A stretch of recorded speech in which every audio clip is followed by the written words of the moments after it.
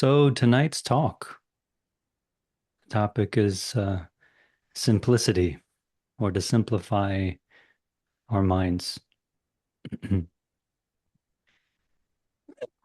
I have to apologize in advance. My coughing is pretty bad lately. I think it may be due to allergies.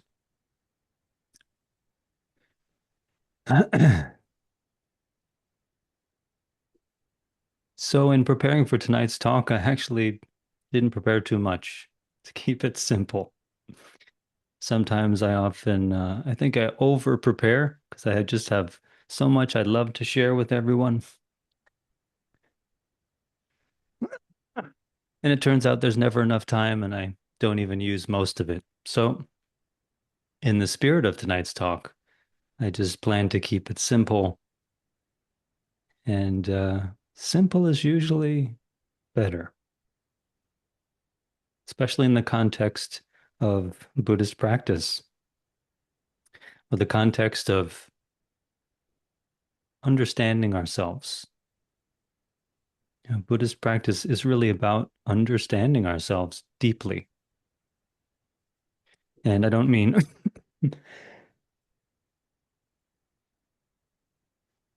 excuse me, I don't mean understanding ourselves in a very intellectual way, like analyzing ourselves.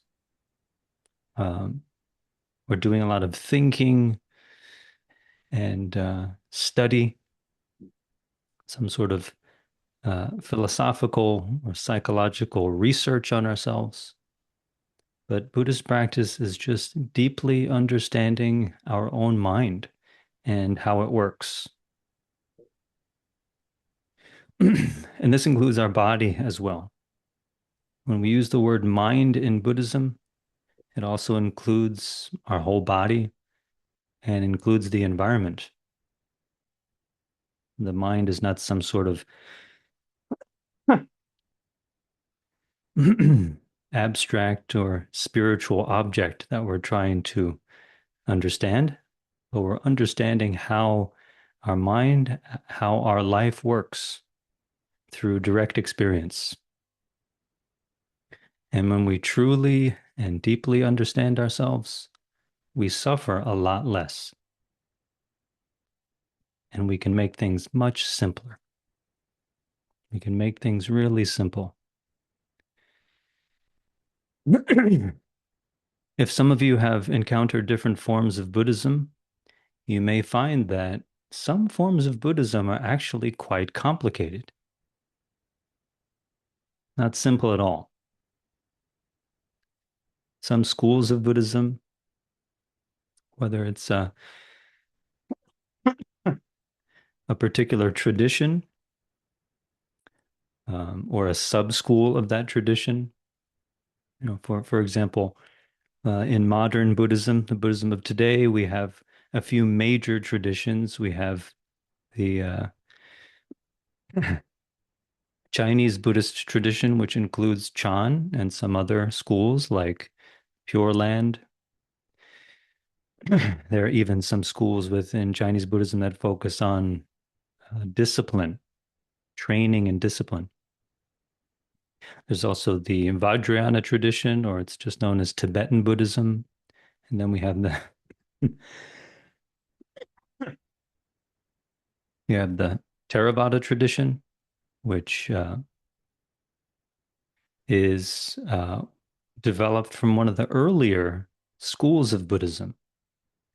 A couple hundred years after the Buddha passed away, there was many schools of Buddhism even within India, and they developed all different kinds of explanations, more detailed explanations of the Buddha's original teachings. What were the Buddha's original teachings? Well, we'll never really know because we weren't there. What we have left over now, what's written down, was written down the earliest 500 years after the Buddha passed away. 500 years after the Buddha passed away, we only just started writing things down. right? So for a few hundred years, the Buddhist tradition was orally transmitted. Isn't that amazing? People had to remember these long discourses to the best of their ability and then share it with the next generation, and so on and so on.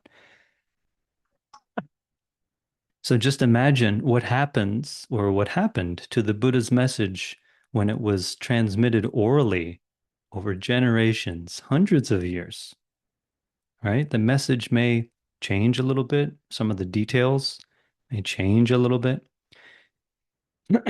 Over the generations, people add a little here, add a little bit there. Since the Buddha was no longer around to explain or re-explain his original teachings, people wanted to understand them more deeply. So eventually, not only the the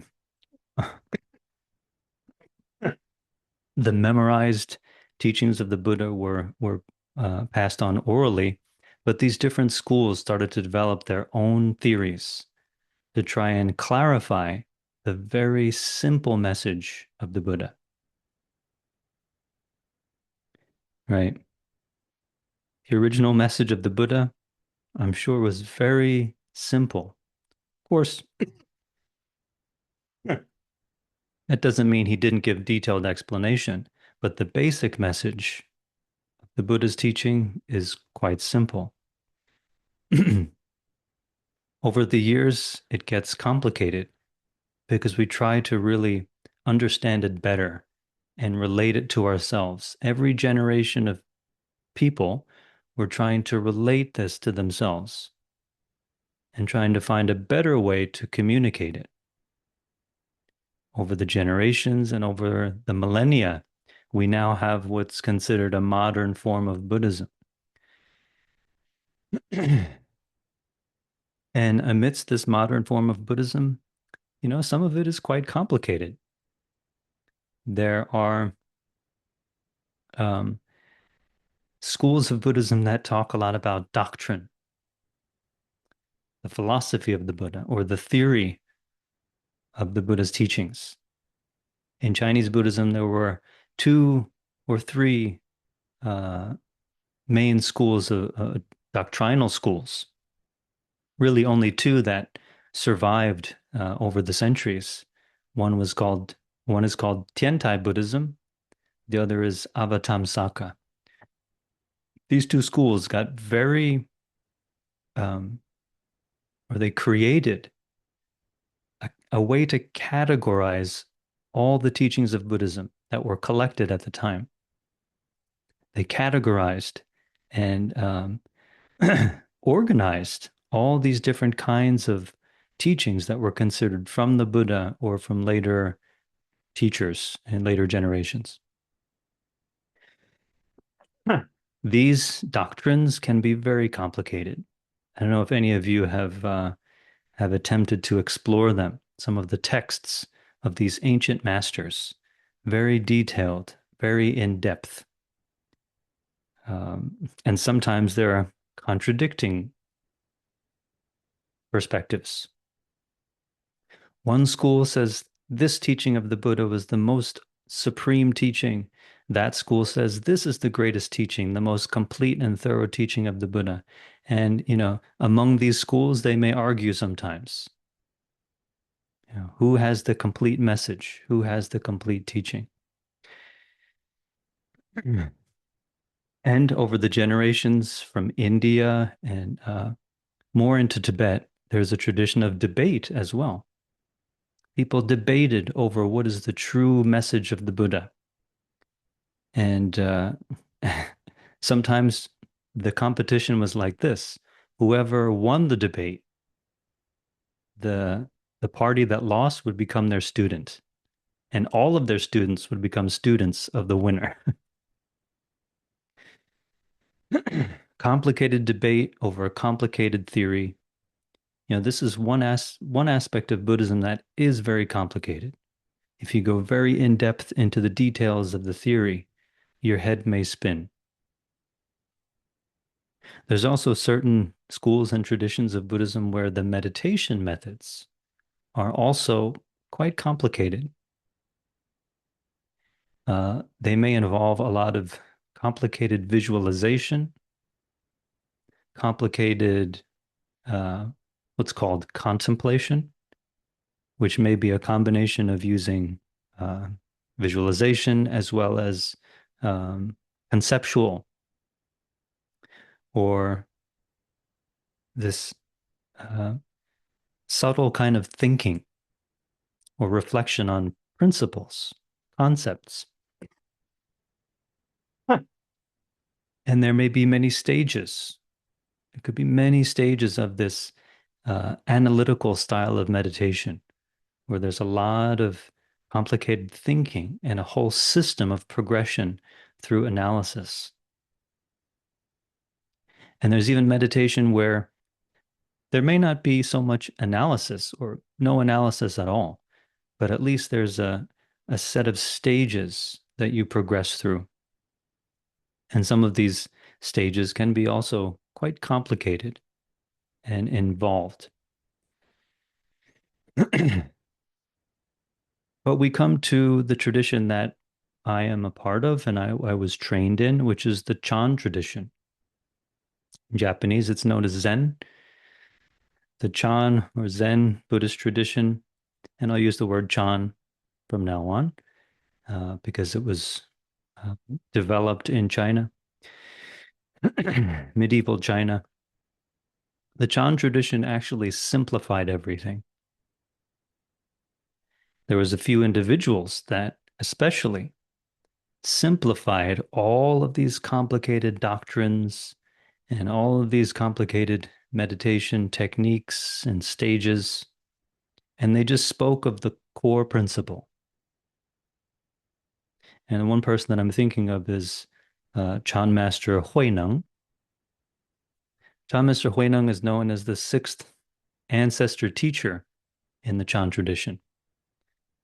And he simplified much of the Dharma, much of the doctrine that was very complicated. He presented it in a very down to earth, simple, and everyday language that your average layperson could understand. I happen to have the privilege and honor to be translating a book on Master Huineng's teachings. This book is by Venerable Jiteng. I don't know if any of you know him as Jiteng Fashi. He's a monastic teacher who resides mostly in Malaysia, and he's a senior teacher, a Dharma heir in the Dharma drum lineage. And I had the privilege to learn a lot from him.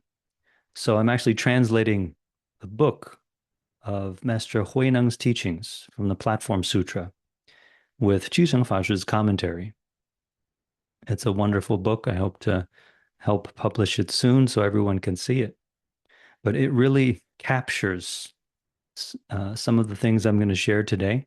I'm actually borrowing a lot of the messages from this book as well as from Master Huineng's teachings and Master Jiteng's teachings.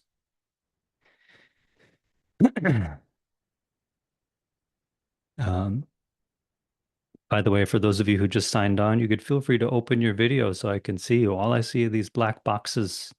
It's hard to know what's going on over there. If you're sleeping or not. Hey, we have some new folks. Okay.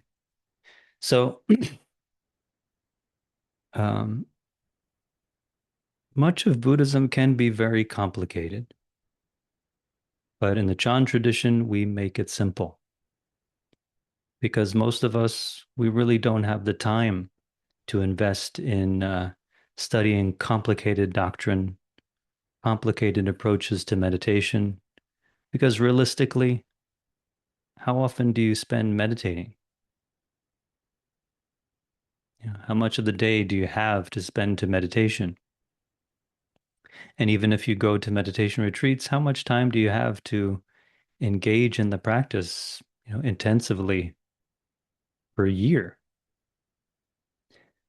And how much time do you have to study the doctrine? It takes a lot to immerse yourself in the theory and these complicated methods. So unless you're going to be a scholar or unless you have that time and interest, um, simple approaches are, I feel, much more suitable for us modern folks. So I'd like to share of the simplicity of Chan Buddhism as well as relate it to our day-to-day life and day-to-day complications. How can we use the Chan teachings, the most simplest presentation of Buddhism, the simplest methods? How can we use them to deal with the complication of our daily life, right?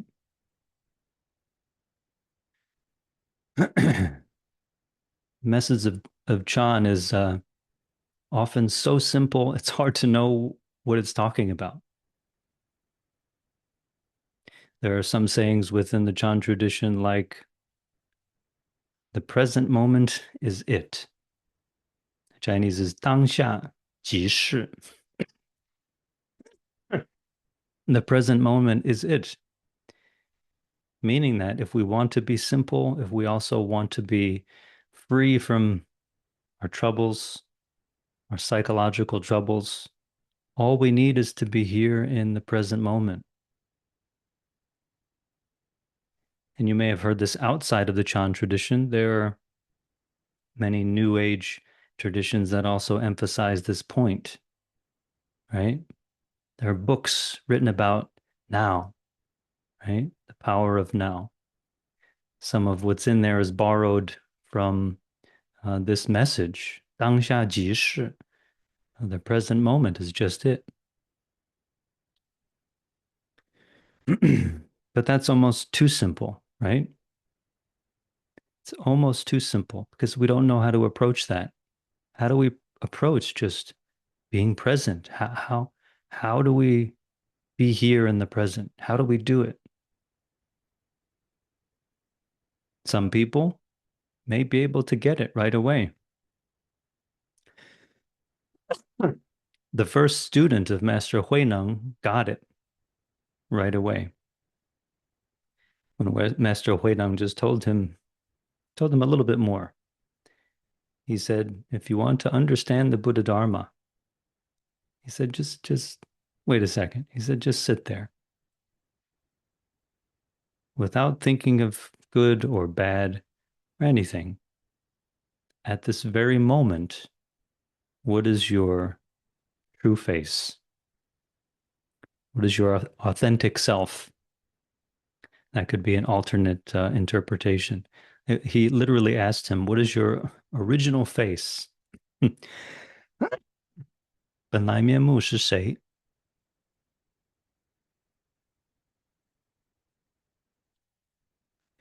And the student got it. He understood, or he experienced. He was able to let go of all of his worries, all of his complicated thinking about what is good, what is bad, what is righteous, what is unwholesome. All the complicated teachings about Buddhism, put that all aside. He was able to just be simple and in this very present moment to experience what is that um,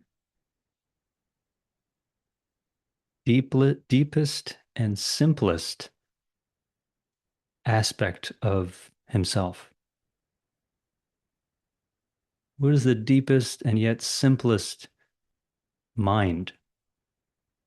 And the words he used are, what is your original face? That's just another way to say, who are you when you're not thinking of all this complicated stuff? Good, evil, right, wrong, all the judgments that we make about things and evaluations, to just put that aside and be fully present, which is different than just forgetting about everything and going to sleep, because you could also do that. When we're usually not thinking about things, we're probably taking a nap or sleeping. But he wasn't asleep. He was fully awake just right there, sitting across from Master Huineng. And he was able to experience what is this most essential, basic nature of his own human mind. And he found peace. So there are many teachings like that within the Chan tradition. It's a simple interaction where the teacher or where one person helps the other person simplify their mind to put down all the complication in their mind and just experience right here, right now, who they are at heart on the deepest level.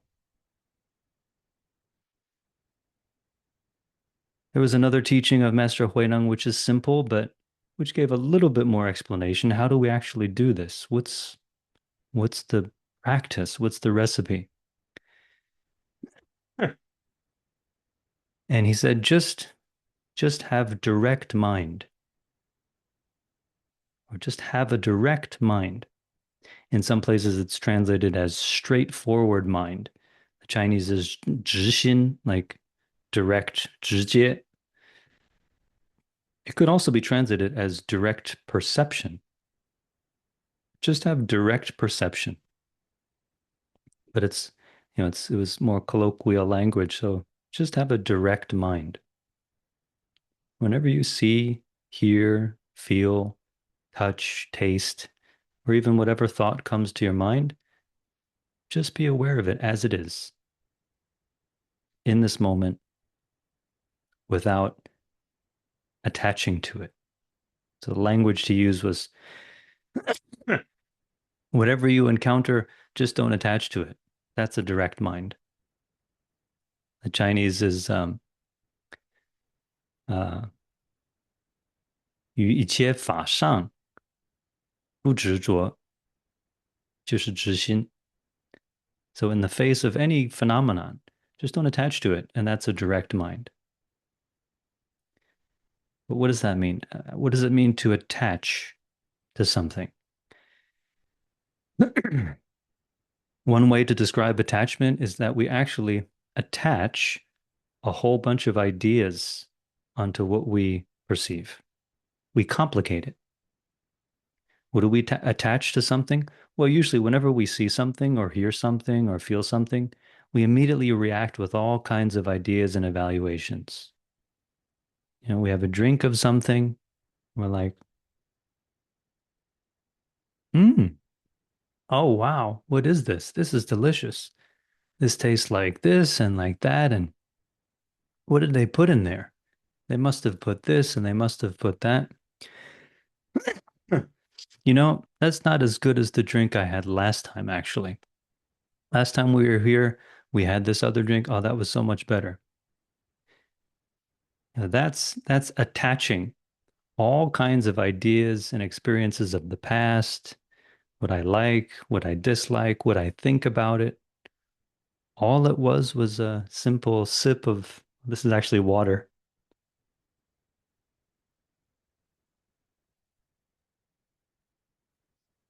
It's originally that simple as just tasting the water or having a drink of something, huh, but we usually complicate it, right? Sometimes it's for the sake, excuse me. Sometimes it's for the sake of conversation, right? So we want to find something to say, so we talk about things. But a lot of the time, even when there's no need for conversation, we complicate our experience. Especially when we meet with people, right? We meet with a lot of people. You may have to work with a lot of people. And we don't just see and hear and perceive directly other people, right? We also tend to judge and evaluate a lot. Who is this person? Are they a good person? Are they a bad person? Um, what beliefs do they have? Do they align with my beliefs? What's their politics? And what did they do that last time I met them? And do I like what they did? I really don't like the way they did that. Sometimes it's just the way they're walking. We don't like the way somebody walks. So we're like, ah, I hate that guy. Just look at the way he walks or the way he talks. Sure. It could be because of someone's accent, the way they speak. Um, it's interesting. The other day, someone asked me where I was from. He said, "You have some weird kind of accent." I was like, "Really?" It's like, "Yeah, it's like it's kind of weird. It's like, are you from Europe or where are you from?" I was like, "Oh, I don't know." He's like, "Yeah, you have a strange accent." And it's interesting how everyone has an accent, right? All of us, no matter what language we speak, we all have our own little accents, whether that's regional or whether it's within our family. And sometimes when we hear someone speak, we just hear them speak a few words and we're like, oh, listen, I totally know where this guy's from. Just listen to him. He has a Long Island accent. That used to be my original accent. Long Island accent. So it was Long Island. It wasn't long, it was long. Long Island, right? And it changed. It morphed to an upstate accent. It became Long Island. And now I don't even know what it is. I have this sort of mix of accents. But when we hear someone speak, our reactions can be very complicated. It's not just hearing them speak, but there's a lot of lightning fast judgments that we make. Where is this person from? Um, you know, how do they look? What are they wearing? How do they walk? And all of these judgments and evaluations can, stick to us or become a pattern so that whatever we encounter, we're very quickly judging, very quickly complicating things. um, right? Can you relate to this?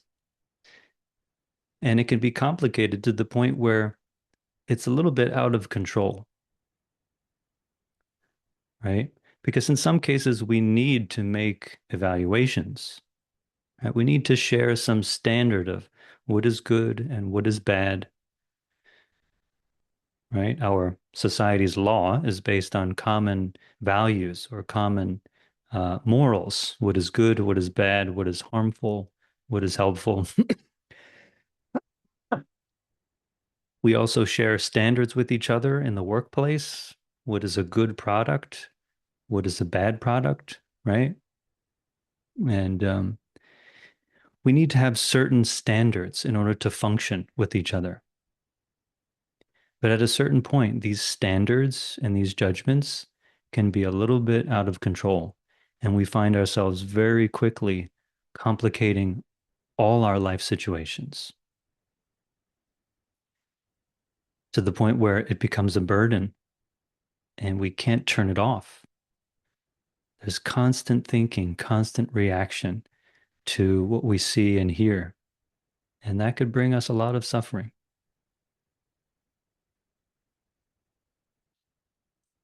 I have a client who recently is experiencing a breakup. And if you've ever been through that, this was they were a couple and they broke up. And it's really hard. If you've ever been through a breakup, huh, it can be really hard. And there's a lot of grief, right, with having to separate from someone we love. It can take uh, it can take people sometimes months. It can even take years to get over a breakup.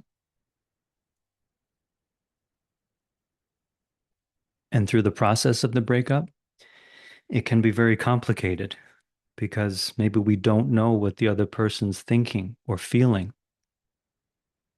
right? In this case of my client, she doesn't know exactly what her ex is thinking or feeling. She really wants to know. She wanted to know, but at the same time, she didn't want to ask. She felt it was too early to ask. So she ended up, thinking a lot and wondering, what is he thinking? Does he want to get back together? Or does he want to be separate? And what is he doing now? She was thinking of contacting his friends to get more information. Is he seeing anyone? What's he doing with his life these days? How does he look? Right? And it became very complicated within her own mind. She spent a lot of sleepless nights and found it difficult to get out of bed because her mind was just spinning with a whirlwind of doubts and thoughts. What is he thinking? What is he going through? Trying to guess, uh, did he want to get back together or not? But this complication, can be simplified. This whirlwind of thinking and guessing and doubting, that comes with complicated interpersonal relationships, we can simplify it also. One way to simplify it internally is that, well, we know that it's over for now, right? If we'd have to separate with someone, we've decided on it. That's just the way it is. What good does it do to guess what the other person is thinking? What good does it do to guess and wonder what will happen in the future? If we could let go of that, if we could let go of all of that wondering, all of that complication, it would be a lot easier to accept the reality of the separation, right? It could still be painful, and there's still going to be some amount of grief because of the emotional attachment, but it would be so much easier, so much less complicated if we just accepted the fact and said, well, this is the way it is. And now that we're separate, well, now at least I could take care of myself. I don't know what the other person's doing, but at least now I'll just really take care of myself. And that was one of the conclusions that my client and I came to, which was it would be better for her to take care of herself or to simplify things if she really needs to know, just to ask him and don't waste her energy guessing, right? Where does guessing leave us? It's just more complication. It's a burden. So sometimes to simplify things, we can also just communicate directly and ask, hey, it's been a while. I just wanted to know, how do you feel? When we get an answer, that's the answer we can accept. We accept it and we can move on, right? So in a lot of simple situations, we often complicate things.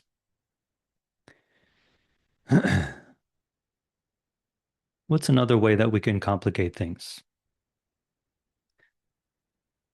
There's an example of another client I was speaking to, and she was experiencing a lot of difficulty at work, and it felt like the work was just too much.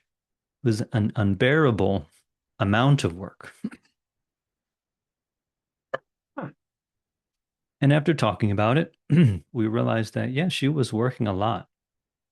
She's taking on a lot of responsibilities, doing a lot of work. But actually, we realized something. We realized that she was complicating her own work. What I mean by that is she was actually giving herself more work because she felt she wanted to do the best or create the best product she could. And, really spend a lot of time on the details. Some of the details, her boss didn't ask for those things, but she wanted to really present something really well. A really great product. But we found out that most of the time, the company didn't even use her whole product. They only used about 70% of it. So I asked her, okay, well, if they only use 70% of your work each time, can you just do 70% of what you're doing now?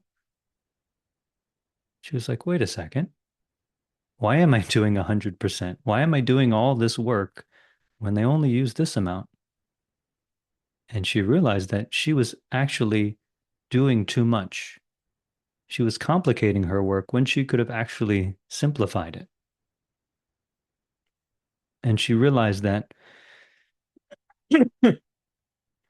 part of the reason for her to do so much was that she was just looking for some validation. She wanted some affirmation from her coworkers and her boss that she's a good worker or that she's doing a good job. And she was saying how she realized this is a pattern through her whole life, that she would overwork herself.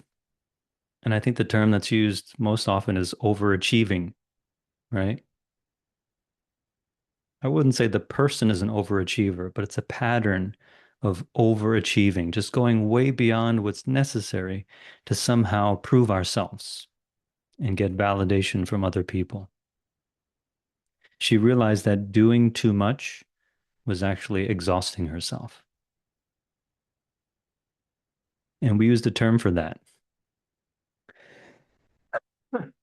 The term for doing way above and beyond what we need to do to the point where it exhausts ourselves and it brings us more suffering than anything, we call it junk volume. Did you ever hear that term, junk volume? This came from a lot of fitness influencers, especially the ones who do weightlifting and strength training.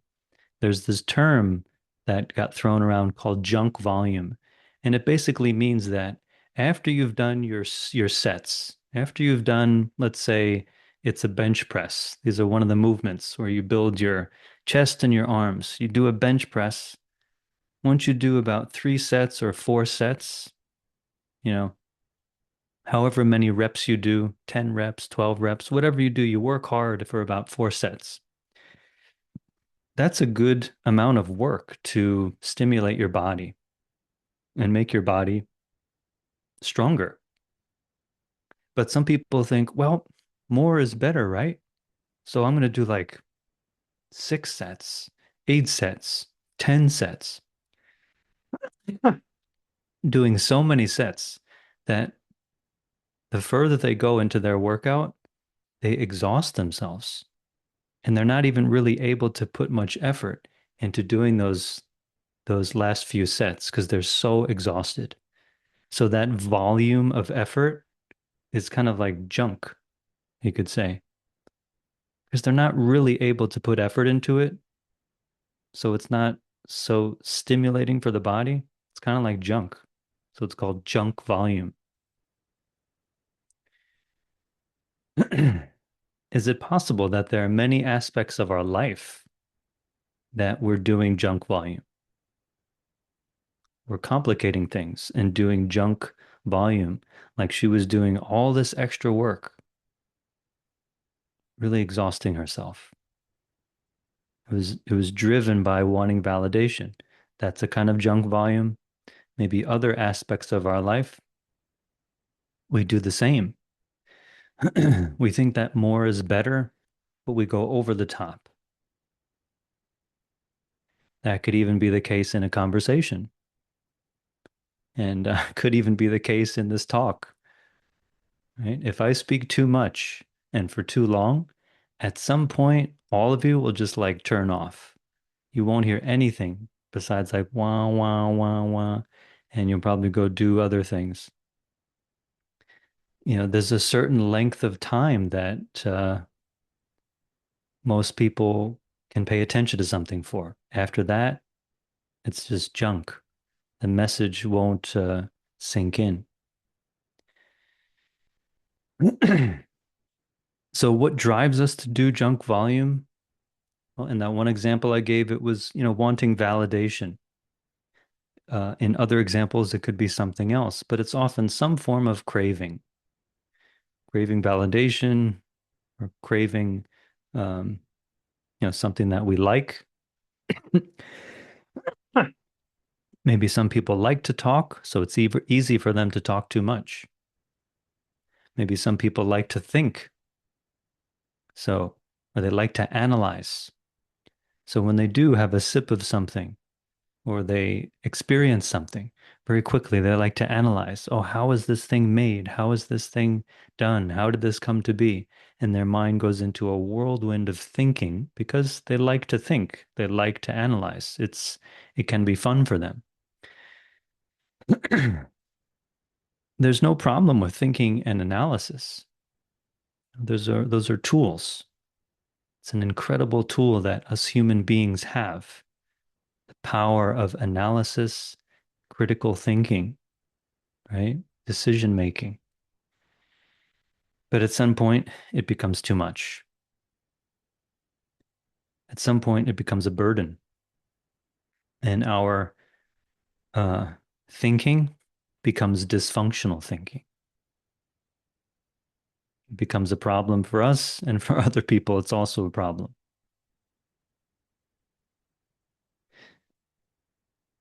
And the ways that we complicate things are often with this self-centered way of thinking, right? So when originally something was simple, because of all of our likes and dislikes and our views about things, we complicate it. So if you have a few people that come together to accomplish a task, um, something as simple as cleaning up a space, organizing a space, because there's a few different people involved, everyone has their own ideas of how to do it. It may end up in just a big argument and nothing is done because it got so complicated because everyone was attached to their own way of doing it. Right? Oh, this is how we should clean. No, this is how we should clean. Wherever there's people, there's complication. But the message of Chan Buddhism is again simplicity, and that we can have a much more simple approach to our lives that relieves us of a lot of burden and trouble. As I mentioned before, one of the teachings of Chan and Zen is just to be in the present moment, or to be present with moment to moment experience. And one common term that's used in Buddhism these days is mindfulness. A term that's more common in the Chan tradition is to be aware, to have what's called in Chinese 觉 or 关照. 觉 literally means wakefulness. And in one context, it can mean awakening, being so present and so clear to every moment of our life that we don't complicate it anymore. We don't cause trouble. And that relieves us of so much psychological problems. The term 觉 or awareness, or even 关照, which literally means to observe or to illuminate. If we have a simple awareness of things as they happen, and we just deal with them in a way that's appropriate, we can simplify our lives. So going back to that example of the couple that broke up, it can be complicated when we try to reach out to someone who we haven't spoken with in a while, or the where the relationship where may be kind of strained.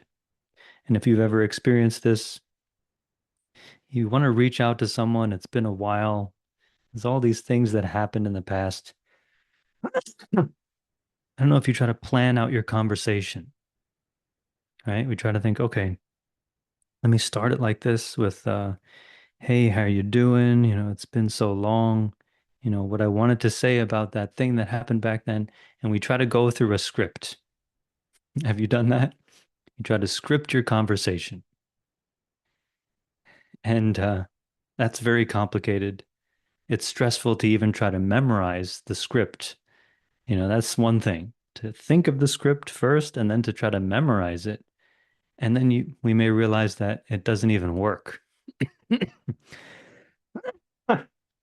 We call the person and we totally go off script, or they go off script.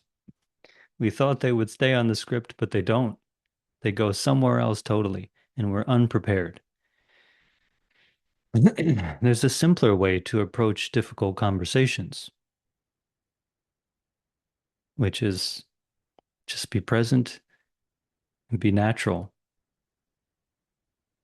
and just present your main idea. Right? You have a main simple idea that you want to present, or maybe something that you want to hear, and we present it and we listen. It can be really simple. We don't need a script. We just speak in a way that's natural, however it comes out in the moment based on the situation. We adapt to the situation. We adapt to the conversation. We say hi, they say hi, we say this, they say that, right? We just respond naturally if we're really present and if we let go of any kind of script, or if we let go of the worry about how the conversation will go, we can just be natural, right? That's simplifying things. That's simplifying a conversation. And just being present, just being clearly aware of looking at the person, listening to the person, will probably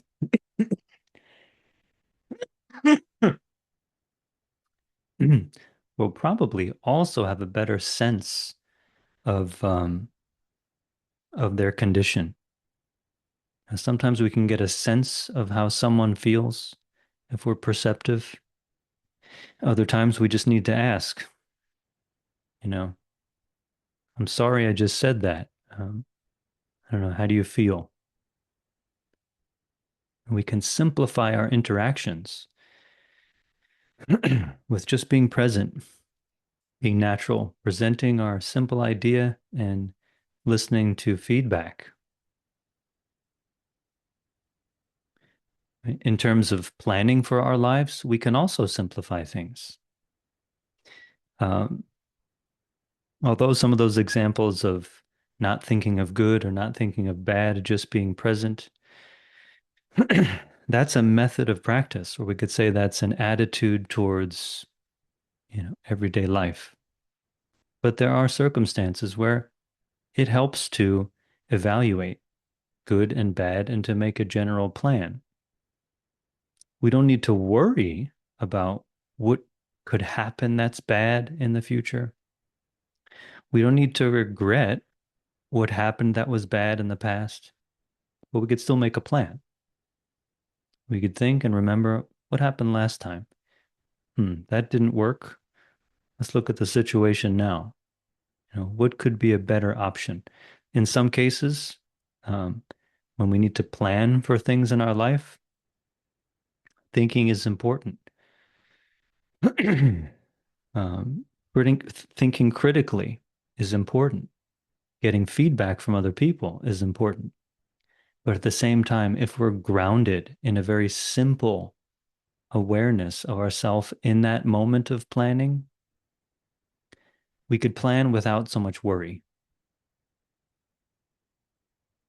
Because a lot of the time when we start planning, we start worrying without realizing it,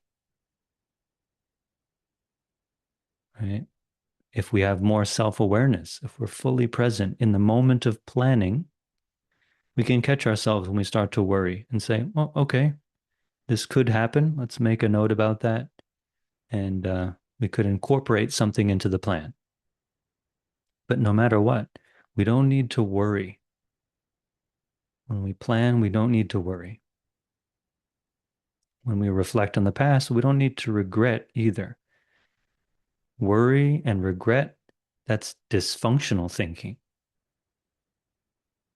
In the language of the Chan tradition, it's called delusive thinking or um, confused thinking. Right? So when we get lost in thought and pulled away by these trains of thought, with awareness, we can think in a functional way, in a very skillful way. And in the process of thinking, we won't get carried away.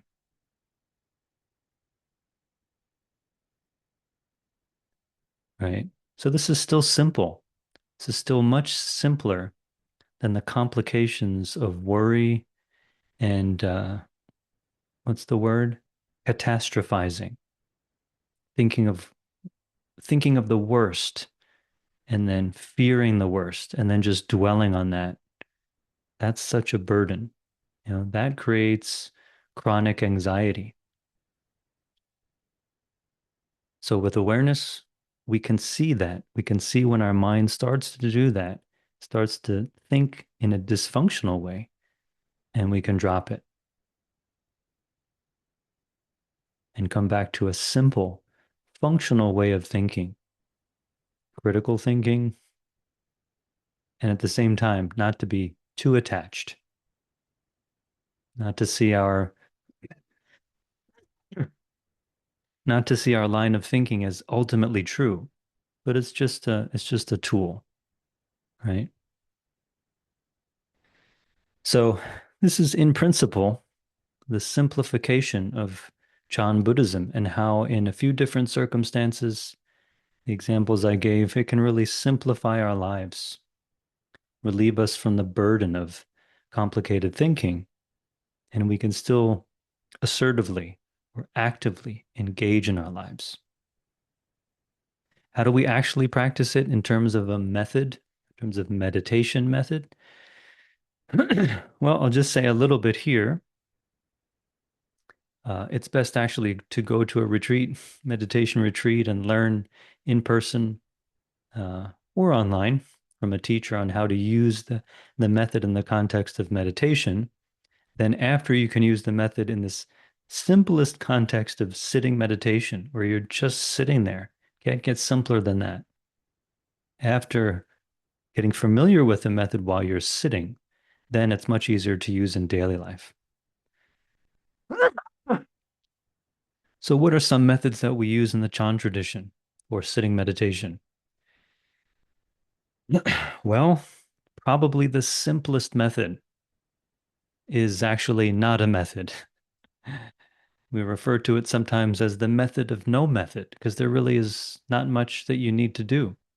It's almost nothing to do. Um, but it's effective. It allows us to stabilize and calm our mind, as well as maintain clarity. And the method is called silent illumination. Chinese is mo zhao. Silent illumination, that word, that phrase, simply means that while we illuminate, which just means while we are aware, we're clearly aware of our experience sitting on the cushion. We're clearly aware that our body is there. We're clearly aware that some places have feelings and some places don't have feelings. We're clearly aware that there are thoughts that may pop up in our mind, or even trains or clusters of thought that flow through our mind. But at the same time of experiencing all that, our mind is not disturbed or bothered. That's the silence. Clearly aware of your experience in the present moment, moment by moment, without being disturbed. That's silent illumination. In practical application, really, you don't have to do much. You just sit there. It is important, though, to have a good posture, to sit in a way that your body can relax. And it can help to use a preliminary, preliminary method of relaxation, where we release the muscle tension in our body, because a lot of us have this chronic tension. We release the tension in our body, and we also release this tendency to be constantly thinking and problem solving. We just let go of that. The thoughts will still flow, but that's fine. We're just not actively thinking. And we're sitting with full awareness that we're just sitting there. It's so simple. It's so relaxing and enjoyable. Almost nothing to do. And in time, because we're not reacting, because we're not complicating things with our judgment, we're not thinking, is this working yet? How calm am I now compared to when I started? How long has this been? On a scale of 1 to 10, how relaxed am I compared to when I started? This is all complication and evaluation. That could be useful maybe after meditation, but in the moment of practicing, we just let go of all evaluation, analysis, reaction, and we sit. We're just present to the experience of sitting. It's so simple and so natural. And in time, the mind and body both settle and achieve or develop this stability, and at the same time, mental clarity, silence, and illumination. This is a practice. This is a practice of simplifying our minds and developing peace and ease on the meditation cushion. The more we can be simple as we just sit there, the more it's easy to apply this in daily life. We know that so many situations are really simple. Whatever needs to be done, we just do it. Whatever doesn't need us to do anything, we don't do it. We don't need to do junk volume, but we still need to do some volume in order to get things done, in order to fulfill our responsibilities. But it can be so much simpler. But that requires self-awareness. So we can develop it on the cushion and much more easily bring it back into daily life. And this is the message of Chan Buddhism.